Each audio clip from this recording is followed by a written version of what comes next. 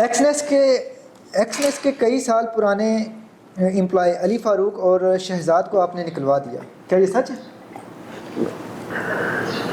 آئے ہائے، دیکھیں جو علی فاروق اور شہزاد تھے، ظلم کی سیاہ رات کا آخر پہ کیا ہوتا ہے؟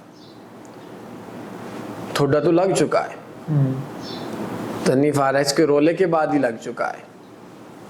اگلی چلے میں زیادہ باتیں نہیں بتاتا، اوپنلی نہیں ہونی چاہیے۔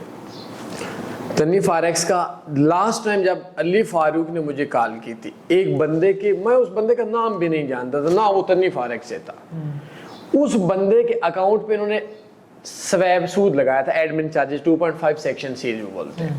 تو میں نے علی فاروق کو بولا تھا، علی فاروق یہ جو تم لوگ بیٹھے ہوئے ہو اس جگہ پہ، یہ انہی کی وجہ سے بیٹھے ہو۔ تو علی فاروق نے مجھے دھمکی دی تھی۔ الگ بات ہے، میں نے اس کو بولا تھا کہ تو ماں سے بدکاری کرنے والے بندوں سے بھی برا ہے۔ یہ میں بدکاری لفظ موضوع بول رہا ہوں تاکہ آپ لوگ نہ بولیں۔ میں نے منہ پہ ننگی گالیاں دی تھی کہ اللہ نے بول دیا سود کا ایک لقمہ کھانا ماں کے ساتھ زنا سے بڑا گناہ ہے، تو جا کر اللہ سے لڑائی کرو نا، مجھ سے، میں نے تو نہیں بولا تھا۔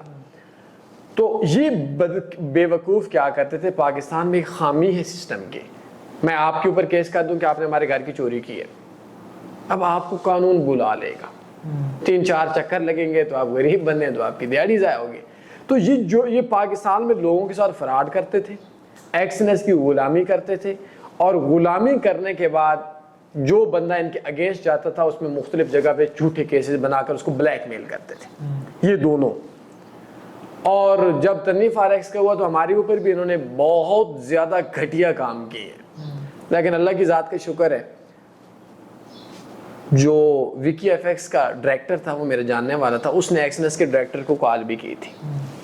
تو بہرحال ایک تفصیلی بات ہے، خس کم جہاں پاک دفع ہو چکے ہیں ابھی ایکسنس سے۔